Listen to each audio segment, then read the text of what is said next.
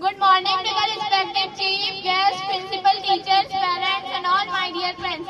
Today on 15 August we all have gathered here to celebrate the Independence Day of our nation. Today is very important for all Indian citizens. We got independence on 15 August 1947 from British who ruled our country.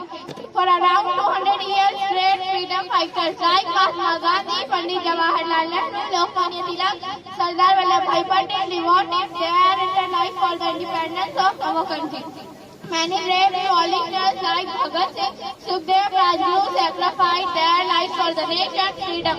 After independence, we got our fundamental rights. Today, we have the right to choose our government. We all are fortunate that we took birth in an independent India, but we cannot take this independence for granted. We all must contribute for the development of our country so that no country can imagine to rule on us again.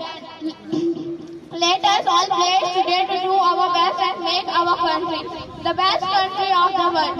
इतनी सी बात हवाओं को बताए रखना, रोशनी होगी चिरागों को जलाए रखना, लहू देकर की है जिसकी हिफाजत हमने, इस तिरंगे को सदा दिल में बसाए रखना। थैंक यू, जज़ाकल्लाह, जय हिंद।